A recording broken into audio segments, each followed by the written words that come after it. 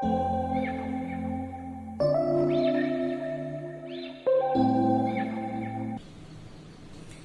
இன்னைக்கு நல்ல அருமையான ஒரு தேங்காய் பால் சாதம் அதான் பார்க்க போறோம். வாங்க வீடியோக்குள்ள போகலாம். அதுக்கு நான் 2 ஸ்பூன் எண்ணெய் ஊற்றி வச்சிருக்கேன். அடுப்புல எண்ணெய் காஞ்சிருச்சு. இப்போ 2 ஸ்பூன் நெய் போட்டுக்கலாம். நீங்க பூரா நெய் பிடிக்கணும், பூராமே நெய் போட்டுக்கலாம். நான் 2 ஸ்பூன் நெய் 2 ஸ்பூன் எண்ணெய் விட்டுருக்கேன். போதும். அது கொஞ்சம் குட்டி ஸ்பூனாக இருந்தாலும் கொஞ்சம் அரை ஸ்பூன் விட்டுருக்கேன்.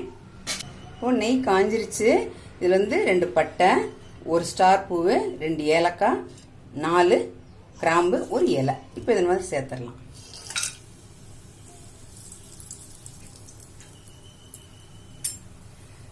நல்லா பொரியட்டும்.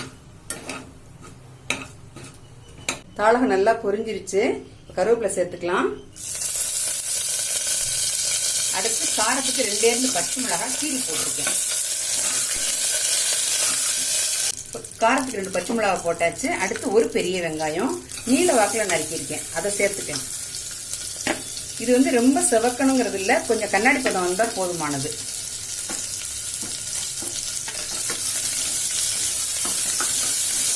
இதுக்கு தக்காளி எல்லாம் போடக்கூடாது, போட்டால் கலர் மாறிடுது. வெள்ளையா இருந்தால் தான் பார்க்கறதுக்கே நல்லா இருக்கும், சாப்பிட்றதுக்கும் நல்லா இருக்கும். இல்லாட்டி கொஞ்சம் புளிப்பாக கிட்டத்தட்ட பிரியாணி மாதிரி வந்து தக்காளி எல்லாம் போட்டால். இப்போ வெங்காயம் கொஞ்சம் வதங்கட்டும். இப்போ வெங்காயம் ஓரளவுக்கு வதங்கிடுச்சு. இப்போ நம்ம இஞ்சி பூண்டு பேஸ்ட் சேர்த்துக்கலாம்.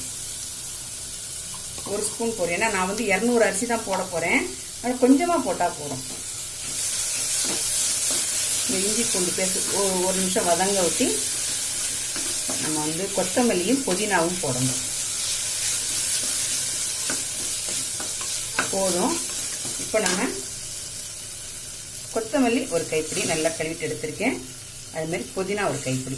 இது பிரியாணி போடுற அளவுக்கு அதிகமெல்லாம் போடணும்னா கொஞ்சம் போட்டா போதும். இப்போ புதினாவும் கொத்தமல்லியும் சேர்த்தாச்சு. அடுத்து நம்ம அரிசியை சேர்த்துடலாம்.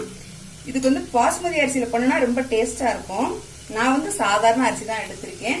ரொம்ப நல்லா இருக்கு இந்த அரிசி. அதனாலதான் இது வெரைட்டி ரைஸ்க்குலாம் இந்த அரிசி நல்லா இருக்கு, அதுக்காக அதை எடுத்திருக்கேன். இப்போ 200 கிராம் அரிசி ஒரு அரை மணி நேரம் ஊற வச்சிருந்தேன். நல்ல தண்ணியை வடித்து அதை சேர்த்துடலாம். இது லேசா ஒரு பரட்டிக்கலாம். 200 அரிசிக்கு 400 தேங்காய் பால் ஊற்றினா போதுமானது. ஏன்னா 1க்கு 2 தான் அளவு. நீங்க இப்ப பாஸ்மதி ரைஸ் போட்டீங்கன்னா 1.5 1.25 கூட போதும். இது கொஞ்சம் வேக லேட் ஆகுது இந்த அரிசி, அதனால 2 எடுத்திருக்கேன். 200க்கு 400 எடுத்திருக்கேன். அரிசி போட்டு கிளறியாச்சு. இப்ப தேங்காய் பால் ஊத்திடலாம். நான் முதல் பாலும் 2வது பாலும் எடுத்து ஊத்துறேன். அதாவது 2 டம்ளர் எடுத்திருக்கேன். 200க்கு 400. உங்களுக்கு பூராமே பால் வேண்டாம், திகட்டுற மாதிரி இருக்கும்னு நினைச்சீங்கன்னா 1 டம்ளர் பால் 1 டம்ளர் தண்ணி கூட நீங்க சேர்த்துக்கலாம். நல்லா கிளறி விட்டுறலாம். இப்போ தேவையான அளவு உப்பு போடணும். இப்போ தேங்காய் பால் விட்டாச்சு, தேவையான அளவு உப்பு சேர்த்துக்கலாம். போதும். இது ஒரு கொதி வந்த உடனே நம்ம டேஸ்ட் பார்த்துட்டு அப்புறமா குக்கர் மூடிக்கலாம். ஏன்னா பத்தலைன்னா இன்னும் கொஞ்சம் போட்டுக்கலாம். இது கொஞ்சம் தூக்கலா இருக்கணும். இப்போ நம்ம சாப்பிட்டு பார்க்கும்போது உப்பு கொஞ்சம் தூக்கலா இருந்தா தான் சாதம் வெந்த உடனே சரியா இருக்கும். இப்போ உப்பெல்லாம் சரியா இருக்கு. நம்ம இப்போ குக்கரை மூடிடலாம். இது ஒரு விசில் ஒரு 7 நிமிஷம் 8 நிமிஷம் இருந்தா போறோம். ஏன்னா அரிசி ரொம்ப நேரம் ஊற வச்சிருக்கோம் இல்லையா, அதனால ரொம்ப நேரம் இருக்க வேண்டாம், குழஞ்சிரும் சாதம். நல்ல பிரஷர் வந்துருச்சு. வெயிட் போட்டுறேன். நல்ல பிரஷர் போயிருச்சு. இப்ப திறந்து பார்க்கலாம். ஆஹா, கம கம கமன்னு வீடே மணக்கிற மாதிரி வாசம் அடிக்குது. சூப்பரா இருக்கு. இப்ப ரொம்ப உடஞ்சிராம கிளறி விடுங்க. பாருங்க, நம்ம விட்ட தண்ணி கரெக்டா இருக்கு. 1க்கு 2 தண்ணி ஊத்தி இருக்கோம், சரியா இருக்கு. இந்த அளவுல பொல பொலன்னு இருக்கு பாருங்க சாதம். இப்படிதான் இருக்கணும். இப்ப நம்ம ஒரு பவுலுக்கு மாத்திக்கலாம். இப்போ ரொம்ப நல்லா சூப்பரா வந்துருக்கு. நம்ம ஒரு பவுலுக்கு மாத்திக்கலாம். நல்லா ஒத்தொத்தையா வந்துருக்கு பார்த்தீங்களா, ரொம்ப அருமையா இருக்கு. இதுக்கு சைட் டிஷ் என்ன பண்ணலாம், அதாவது காளான் குருமா ரொம்ப நல்லா இருக்கும், கிரேவி நல்லா இருக்கும், பன்னீர் கிரேவி நல்லா இருக்கும்.